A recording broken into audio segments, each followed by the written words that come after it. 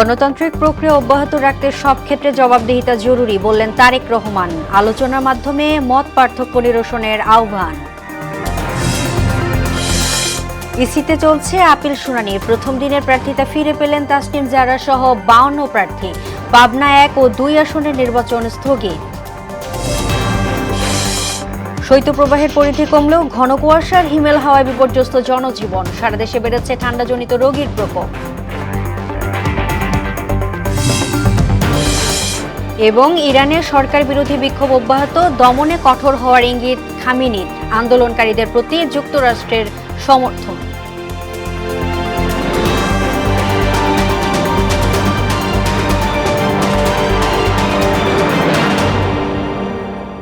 আসসালামু আলাইকুম, স্বাগত মোহনার সংবাদে। এতক্ষণ শুনছিলেন শিরোনাম, পুরো সংবাদের সঙ্গে আছি আমি তাজরিন নাহার মুক্তি। গণতান্ত্রিক প্রক্রিয়া অব্যাহত রাখার পাশাপাশি সব ক্ষেত্রে জবাবদিহিতা নিশ্চিত হলে দেশ এগিয়ে যাবে বলে মন্তব্য করেছেন বিএনপির চেয়ারম্যান তারেক রহমান। মত পার্থক্য থাকলে আলোচনার মাধ্যমে তা সমাধানের উপর জোরও দেন তিনি। শনিবার রাজধানীর বনানীর একটি হোটেলে সম্পাদকদের সঙ্গে মতবিনিময়ে দেশ গঠনের সবার সহযোগিতাও কামনা করেন তিনি। আরও জানাচ্ছেন হুমায়ুন কবির। দেড় যুগেরও বেশি সময়ের পর সশরীরে গণমাধ্যম কর্মী ও সম্পাদকদের সঙ্গে শুভেচ্ছা বিনিময় ও তাদের খোঁজখবর নেন বিএনপির চেয়ারম্যান তারেক রহমান। স্বদেশ প্রত্যাবর্তনের পর সংবাদকর্মীদের সঙ্গে তারেক রহমানের এই মতবিনিময় ঘিরে ছিল বেশ আলোচনা। উঠে আসে বিগত দিনে সংবাদকর্মীদের উপর নিপীড়ন, নির্যাতন এবং গণমাধ্যমের স্বাধীনতার বিষয়। আসাদ ভাইকে আমাদের মধ্যে প্রবীণতম সম্পাদক, তাকে ছাত্রলীগের গুন্ডারা অফিসে ঢুকে দাড়ি ধরে নামিয়ে পুলিশের কাছে তুলে দিয়েছে। চ্যানেল 1 বন্ধ করে দিয়েছে, Naya Diganta television, Islamic television, শত শত এরকম অনলাইন যে কত বন্ধ করেছে তার কোনো নিয়ন্ত্রণ নাই। এই গণ অভ্যুত্থানের মধ্যে আমরা রাজনীতি সংস্কৃতির নানা ধরনের প্রবণতা দেখেছি। এটার মধ্যে ডান বাম মধ্যবর্তী রাজনৈতিক ধারা সক্রিয় ছিল। আমি মনে করি সংবাদপত্রের ভূমিকা অতীতে যে কোনো সময় চাইতে ভবিষ্যতে বেশি হবে, সিভিল সোসাইটির ভূমিকা যে কোনো সময় চাইতে ভবিষ্যতে বেশি হবে। আলোচনা পূর্ব সংক্ষিপ্ত বক্তব্যে বিএনপি মহাসচিব মির্জা ফখরুল ইসলাম আলমগীর বলেন, কঠিন এক সময়ে তারেক রহমান দেশে ফিরেছেন, তাই তার কাছে মানুষের প্রত্যাশাও বেশি। সমগ্র দেশের মানুষ এক বুক ভরা প্রত্যাশা নিয়ে তার দিকে তাকিয়ে আছে।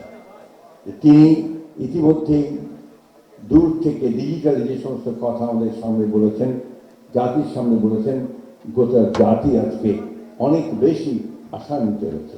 এই সময় তারেক রহমান তার পিতা শহীদ রাষ্ট্রপতি জিয়াউর রহমান ও মা বেগম খালেদা জিয়ার জানাজার স্মৃতিচারণ করেন। হিংসা, বিদ্বেষ, হানাহানি রাজনীতি পরিহারের কথাও বলেন তিনি। আমাদের সমস্যা ছিল, আমাদের সমস্যা আছে, অবশ্যই আমরা 5ই আগস্টের আগে ফিরে যেতে চাই না। আমার এক পাশে 1981 সালের একটি জানাজা, একসাথে আমার এক পাশে 2025 সালের 31 ডিসেম্বর একটি জানাজা, আর আমার আরেক পাশে 2024 সালের 5ই আগস্টের একটি ঘটনা।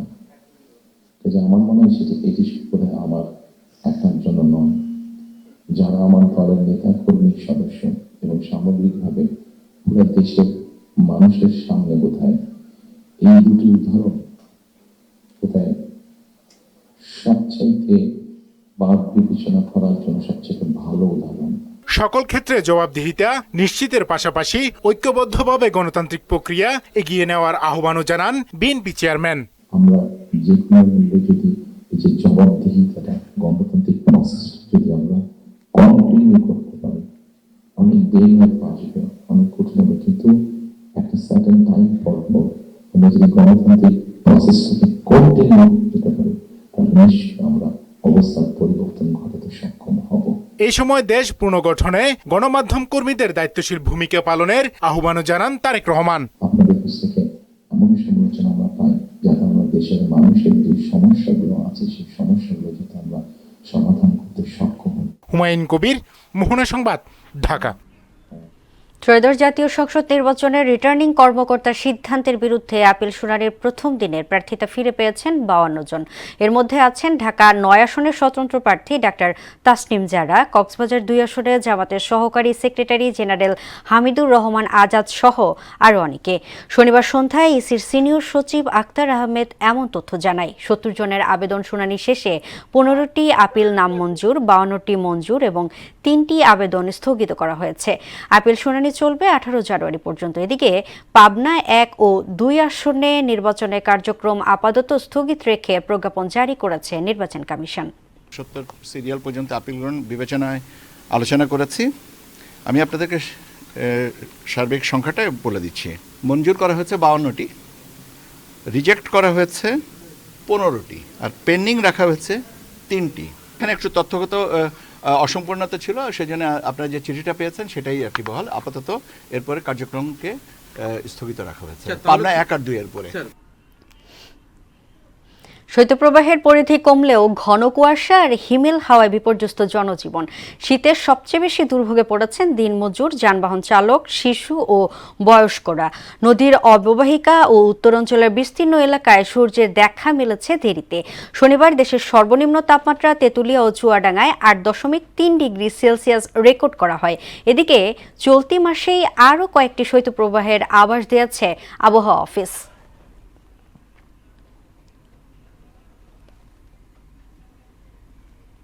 দর্শক, শীত পরিস্থিতি জানাতে চুয়াডাঙ্গা থেকে যুক্ত হচ্ছেন সহকর্মী সাইফ জাহান। সাইফ, চুয়াডাঙ্গায় জনজীবনে শীতের প্রভাব কেমন দেখছেন জানাবেন।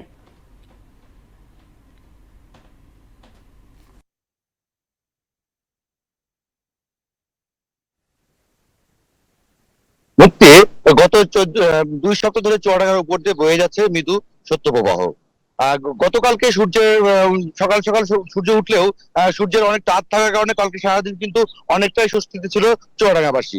কিন্তু বিকেল গড়াতেই তাপমাত্রা কিন্তু কমতে শুরু করে এবং শীতের অনুভূতিটা বেশি বেশি হয়, যার কারণে যারা ভাসমান মানুষ আছে এবং অতি দরিদ্র মানুষ আছে তারা কিন্তু প্রচন্ড বিপাকে পড়ে, এবং যারা রাস্তাঘাটে বিভিন্ন কাজে ঘর থেকে বের হয় তারাও কিন্তু খুবই কষ্টে ছিলেন এবং খুব দ্রুত তারা বাসায় ফিরে চলে যায়। আজ সকালবেলা সূর্য উঠলেও কিন্তু সূর্যের কেমন তাপ দেখা যাচ্ছে না, এবং হিমেল হওয়ার কারণে শীত শীত কিন্তু বেশি অনুভূতি হচ্ছে। আর এই যে দিনের বেলা তাপমাত্রা বেড়ে যাচ্ছে রোদের কারণে সাধারণত ঠান্ডা, জ্বর, নিউমোনিয়া সহ বিভিন্ন রোগে কিন্তু আক্রান্ত হচ্ছে শিশু এবং বৃদ্ধরা। আর প্রতিদিনই চুয়াডাঙ্গা সদর হাসপাতালে ঠান্ডা জনিত রোগী কিন্তু ভর্তি হচ্ছে প্রায় 80 থেকে 90 জন বা 100 জন পর্যন্ত ছাড়িয়ে যাচ্ছে এই রোগীর সংখ্যা। ডাক্তাররা কিন্তু বারবার বলছে যে এই যে আবহাওয়া দিনের বেলা গরম এবং রাতের বেলা যে শীত হচ্ছে, এই কারণে কিন্তু বিভিন্ন ধরনের রোগ হতে পারে। এই জন্য বেশিরভাগ সময় চেষ্টা করতে হবে উষ্ণ গরম পানি খাওয়া এবং হলো ঠান্ডা পোশাক পরা, এরকম ভাবে চলাফেরা করার কথা ডাক্তাররা বলছে, এবং অপ্রয়োজনীয় যেন তারা বাইরে না বেরোয় সন্ধ্যার পরে, এটাকে বারবার তারা সতর্ক করতেছে।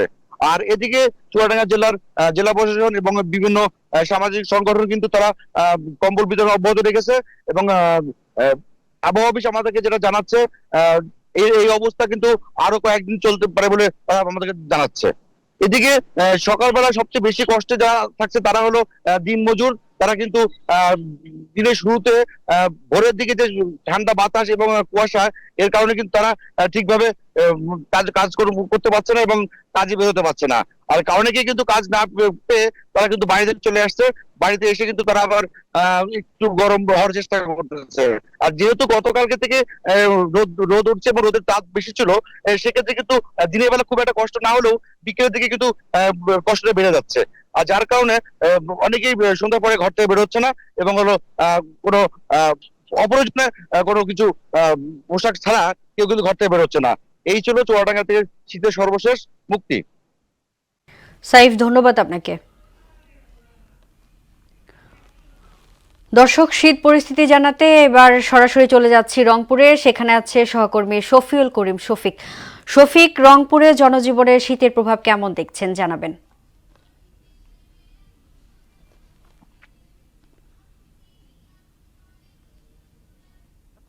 রংপুরে তীব্র শীত আর ঘন কুয়াশায় এই অঞ্চলের মানুষেরা কিন্তু খুব একটা ভালো নেই। বিশেষ করে রংপুর অঞ্চলের খেটে খাওয়া যে মানুষগুলো আছে তারা যে স্বাভাবিক কাজকর্ম করবে এটি কিন্তু কোনোভাবেই করতে পারছে না। আরেকটি বিষয় বলে রাখি, আজকে রংপুরের যে আবহাওয়া অফিসের আবহাওয়াবিদ আছে মোহাম্মদ মোস্তাফিজুর রহমান, তিনি যেটি জানিয়েছেন রংপুরে আজকে সর্বনিম্ন তাপমাত্রা 10.2, আর্দ্রতা হচ্ছে 98।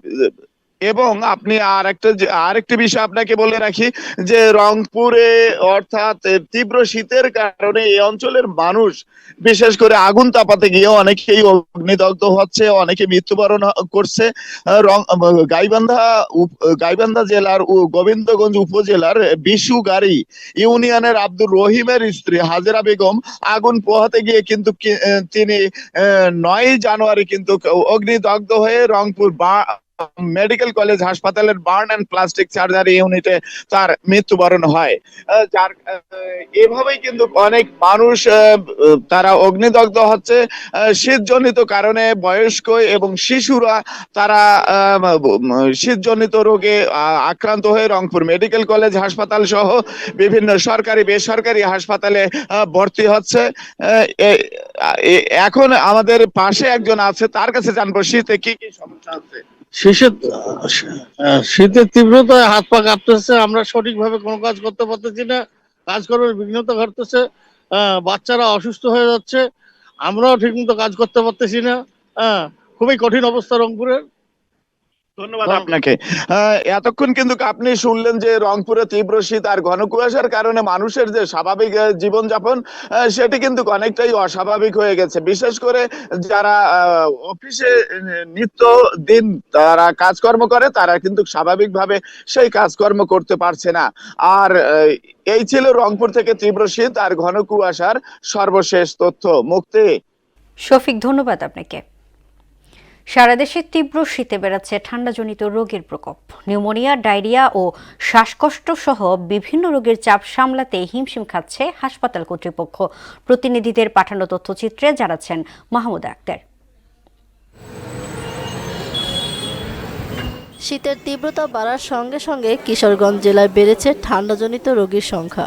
এ কারণে ভিড় বেড়েছে জেলার 250 শয্যার জেনারেল হাসপাতালে। বিশেষ করে শিশু ও নবজাতকদের মধ্যে আক্রান্তর হার বেশি দেখা যাচ্ছে। এবার বমি আসছে আর এই কারণে দ্রুতগতিতে হাসপাতালে নিয়ে আসছে। ঠান্ডাটা নিকলিত সাইড একটু বেশি বাইরে গেছে গা, বাইরে অনেক আমার শ্বাসকষ্টটা বাইরে গেছে গা। প্রয়োজনের তুলনায় জনবল কম থাকায় চিকিৎসা সেবা দিতে হিমশিম খাচ্ছেন চিকিৎসক ও নার্সরা। মূলত হাঁপানি, তারপর নিউমোনিয়া, এই রোগীগুলো বেশি ভর্তি হচ্ছে। চিকিৎসক স্বল্পতা রয়েছে, আমাদের স্থান স্বল্পতা রয়েছে, অক্সিজেন পর্যাপ্ত আছে, আমাদের অন্যান্য যে নেবুলাইজার মেশিন এগুলো স্বল্পতা আছে। শীতে নরসিংদী জেলার বিভিন্ন হাসপাতালে বয়স্ক ও শিশুদের মধ্যে দেখা দিয়েছে শ্বাসকষ্ট, সর্দি ও জ্বর সহ নানা রোগ। ঠান্ডা, জ্বর, কাশি ও শ্বাসকষ্ট নিয়ে হাসপাতালে ভর্তি হচ্ছেন রোগীরা। জ্বর ছিল, কাশি ছিল, তারপরে চোখ খুলে তাকাইতো না আর কিছুই খাইতো না।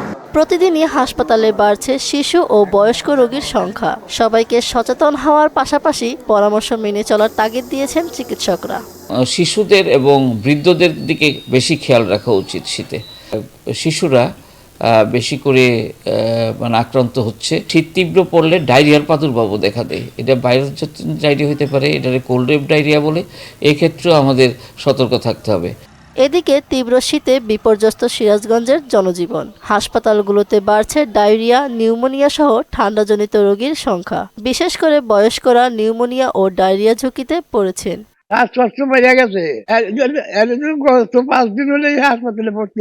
শীতকালে শিশু ও বয়স্কদের বাড়তি যত্ন নেওয়া, গরম পোশাক পরিধান, বিশুদ্ধ পানি পান এবং প্রয়োজন ছাড়া বাইরে না যাওয়ার পরামর্শ দিয়েছেন স্বাস্থ্য বিশেষজ্ঞরা। বয়স্করা বা শিশুরা তারা প্রয়োজন ছাড়া বের হবে না। মাহমুদা আক্তার, মোহনা সংবাদ। টানা 2 বছর লোকসানের কারণে পান চাষ থেকে মুখ ফিরিয়ে নিচ্ছেন নোয়াখালীর চাষিরা। উৎপাদনের তুলনায় খরচ বেশি এবং ন্যায্য মূল্য না পাওয়ায় হতাশ চাষিরা। সহকারী প্রণোদনার দাবি তাদের মাঠ পর্যায়ে পরামর্শ দিয়ে সহায়তা করছে কৃষি বিভাগ। মোহাম্মদ সেলিমের প্রতিবেদন, জানাচ্ছেন তাসিন তারিন।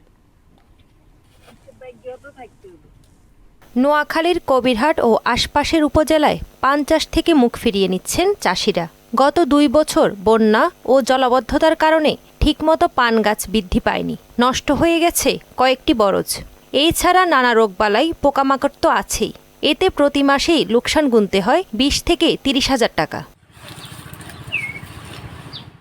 এছাড়াও উৎপাদনের তুলনায় খরচ বেশি এবং ন্যায্য মূল্য না পাওয়ায় হতাশ কৃষকরা। সরকারের পক্ষ থেকে সহযোগিতা পেলে পান চাষে আবারও সফলতা আনা সম্ভব বলে মনে করেন তারা। আমরা আমাদের ব্যবসা নিয়ে ভালোভাবে আমরা চলতেছি।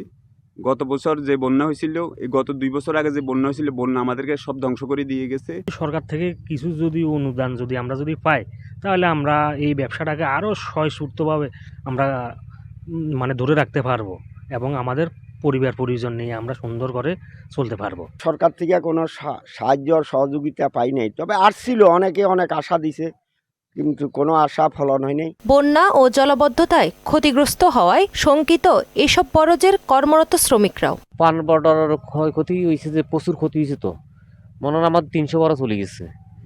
2 বার লাগাইছি, লতা কিনে আনি, দুবার বন্যায় 2 বছর বন্যায় চলে গেছে। ধান বিক্রি হচ্ছে না, তারপর পয়সা কম, আমরা লোকজন দিয়ে করাই আমাদের ব্যবসাটা করতে পারিনি, বুঝছেন, লস। এ কারণে এতে বড় সোনা নষ্ট হয়ে গেছে।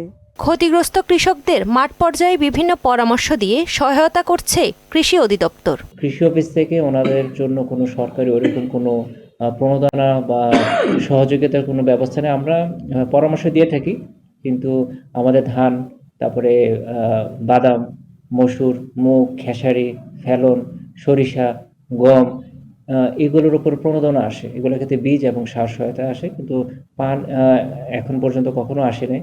যদি আসে, সেই ক্ষেত্রে আমরা যারা কৃষক আছে তালিকা করে তাদের সহযোগিতা প্রদান করব। নোয়াখালী থেকে পান চাষ যেন হারিয়ে না যায়, সেই জন্য সরকারের নানা ধরনের সহযোগিতা কামনা করেন চাষিরা। তাহসিন তারিন, মোহনা সংবাদ। এবার সারা দেশ থেকে সভা সমাবেশ ও বিক্ষোভ নিয়ে প্রতিনিধিদের পাঠানো তথ্যচিত্রে দেখুন ডেস্ক রিপোর্ট। জাতীয় সংসদ নির্বাচনকে সামনে রেখে ঝালকাঠিতে বিএনপির চেয়ারম্যান তারেক রহমানের ঘোষিত রাষ্ট্রকাঠামো সংস্কার ও দেশ গড়ার লক্ষ্যে প্রশিক্ষণ কর্মশালা অনুষ্ঠিত হয়েছে। চাঁপাইনবাবগঞ্জ মহানন্দা ব্যাটালিয়ন 59 বিজিবির উদ্যোগে শিবগঞ্জ উপজেলায় 300 পরিবারের মাঝে শীতবস্ত্র বিতরণ করা হয়। বিএনপি চেয়ারপারসন বেগম খালেদা জিয়ার আত্মার মাগফিরাত কামনায় দোয়া ও মিলাদের আয়োজন করেছেন বাংলাদেশ জাতীয়তাবাদী আশুলিয়া ইউনিয়ন মোটর চালক দল। নারায়ণগঞ্জে বর্ডার গার্ড বাংলাদেশ 62 বিজিবি ব্যাটালিয়নের উদ্যোগে অসহায় শীতার্ত 300 জনকে শীতবস্ত্র বিতরণ করা হয়। নোয়াখালীর গ্রামীণ জনপদ আতাশপুরে অনুষ্ঠিত হল 20 day night short pitch cricket টুর্নামেন্টের জমজমাট ফাইনাল ও পুরস্কার বিতরণ অনুষ্ঠান। ফেনীর ছাগলনাইয়ে মুফতি মাহমুদুর রহমান রাদিয়াল্লাহু তাআলা আল খিদমা ফাউন্ডেশনের উদ্যোগে অসহায় শীতার্তদের মাঝে শীত উপহার প্রদান করা হয়েছে। রংপুরে গণভোট ও জাতীয় নির্বাচন নিয়ে ভোটারদের উদ্বুদ্ধ ও জনসচেতনতা বৃদ্ধির লক্ষ্যে উঠান বৈঠক করেছে গণযোগাযোগ অধিদপ্তর, তথ্য ও সম্প্রচার মন্ত্রণালয়। আশুলিয়ায় আলো রক্তদানকারী জনকল্যাণ নামে একটি স্বেচ্ছাসেবী সংগঠনের উদ্যোগে 1.5 শতাধিক অসহায় ও দুস্থদের মাঝে কম্বল বিতরণ করা হয়েছে। ব্রাহ্মণবাড়িয়ায় পর্যটন উন্নয়নে সংবাদকর্মীদের ভূমিকা শীর্ষক কর্মশালা অনুষ্ঠিত হয়েছে। বগুড়ার সোনাতলা উপজেলা প্রশাসনের সহযোগিতায় ও মুক্তিযোদ্ধা সংসদের উদ্যোগে মুক্তিযোদ্ধা কমপ্লেক্স ভবনে অসচ্ছল ও শীতার্ত 100 জন বীর মুক্তিযোদ্ধা পরিবারের মাঝে কম্বল বিতরণ করা হয়েছে। মানিকগঞ্জে হরিরামপুরে পদ্মা নদীর চরাঞ্চলে নিম্ন আয়ে শীতার্ত 3000 দরিদ্র ব্যক্তিদের মাঝে কম্বল বিতরণ করেন ডেবোনেয়ার গ্রুপের প্রতিনিধি পরিচালক আকিব খান। মুন্সিগঞ্জ শহরের মানিকপুর এলাকায় বসতঘরে হামলা, ভাঙচুর ও লুটপাটের ঘটনায় জড়িত আসামিদের দৃষ্টান্তমূলক শাস্তির দাবিতে মানববন্ধন করেছেন এলাকাবাসী। কুড়িগ্রামের সীমান্তবর্তী চরাঞ্চলে শীতার্ত দরিদ্র ও দুস্থ মানুষের কষ্ট লাঘবে কম্বল বিতরণ করেছে কুড়িগ্রাম ব্যাটালিয়ন 22 বিজিবি। সুশাসনের জন্য নাগরিক সুজন ফরিদপুর জেলা কমিটির আয়োজনে সুষ্ঠু নির্বাচন গণতান্ত্রিক উত্তরণে নাগরিক ভাবনা শীর্ষক গোল টেবিল বৈঠক অনুষ্ঠিত হয়েছে। তাহসিন তারিন, মোহনা সংবাদ। বিপিএল প্রসঙ্গ। বিপিএলে আজ রাজশাহী ওয়ারিয়র্সের বিপক্ষে মাঠে নামছে রংপুর রাইডার্স। সিলেট আন্তর্জাতিক স্টেডিয়ামে ম্যাচ শুরু হবে দুপুর 1টায়। 6 ম্যাচে 4 জয়ে 8 পয়েন্ট নিয়ে পয়েন্ট টেবিলের 2-এ রংপুর। সমান ম্যাচে 8 পয়েন্ট নিয়ে রান রেটে পিছিয়ে থাকার টেবিলের 4-এ রাজশাহী। এদিকে দ্বিতীয় ম্যাচে সন্ধ্যা 6টায় ঢাকা ক্যাপিটালসের বিপক্ষে লড়বে নোয়াখালী এক্সপ্রেস। 6 ম্যাচ 2 জয়ে 4 পয়েন্ট নিয়ে টেবিলের 5-এ ঢাকা। 1 ম্যাচ বেশি খেলে 2 পয়েন্ট নিয়ে টেবিলের তলানিতে নোয়াখালী।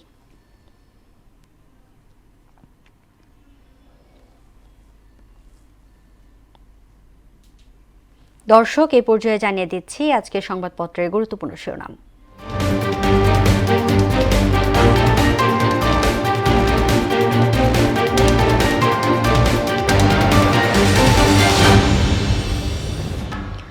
দর্শক, প্রথমে আমার হাতে আছে প্রথম আলো। প্রথম আলো শিরোনাম করেছে, রাজনৈতিক মত বিভেদ যেন জাতিকে বিভক্ত না করে।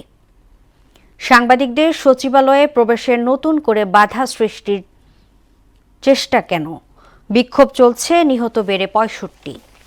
দৈনিক ইত্তেফাক শিরোনাম করেছে, 5 আগস্টের আগের অবস্থায় ফিরে যেতে চাই না। মোসাব্বির হত্যায় প্রধান শুটার সহ 3 জন গ্রেফতার। বিক্ষোভের আগুনে জ্বলছে ইরান। সমকাল শিরোনাম করেছে, 102 হতদরিদ্রের নামে 963 কোটি টাকার ঋণ। 5 আগস্টের আগের অবস্থায় ফিরে যেতে চাই না। ইরানে ছড়িয়ে পড়েছে বিক্ষোভ, বাড়ছে সহিংসতা। বাংলাদেশ প্রতিদিন শিরোনাম করেছে, বাড়ছে ভোটের উত্তেজনা, স্বাভাবিক মৃত্যুর গ্যারান্টি চাই, অদিতি করিম। ইরান রণক্ষেত্র চাপে খামেনি। যুগান্তর শিরোনাম করেছে, ঝুঁকিতে 3 লাখ কোটি টাকার বিনিয়োগ। জাতীয় সংসদ ও গণভোট এখনও আস্থা অর্জনের পরীক্ষায় ইসি। অর্থনীতিতে বড় চ্যালেঞ্জ বিনিয়োগ বাড়ানো। এবং সর্বশেষ দ্য ডেইলি স্টার শিরোনাম করেছে, vengeance brings disaster, dialogue is the way. City kitchens go cold amid gas crisis, celebrating women who redefine boundaries. এই ছিল সংবাদপত্রের গুরুত্বপূর্ণ শিরোনাম। শেষ করব মোহনা সংবাদ, যার আগে শিরোনামগুলো দেখে নিচ্ছি আরও একবার।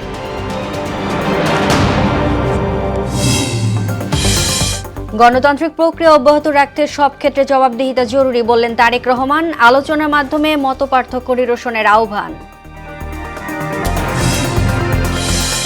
ইসিতে চলছে আপিল শুনানি। প্রথম দিনের প্রার্থিতা ফিরে পেলেন তাসনিম জারা সহ 52 প্রার্থী।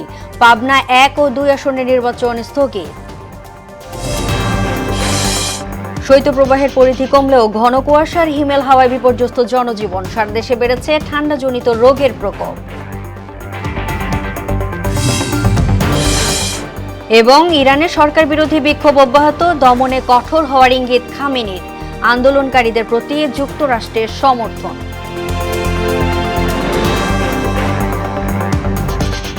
এই ছিল মোহনা সংবাদে। পরবর্তী সংবাদ দুপুর 1টায়। এর আগে সকাল 11টায় দেখবেন সংবাদ এক নজরে। মোহনার সবশেষ খবর জানতে ভিজিট করুন www.mohana.tv। সংবাদ দেখতে পারেন ফেসবুক ও ইউটিউবেও। এতক্ষণ সঙ্গে থাকার জন্য ধন্যবাদ।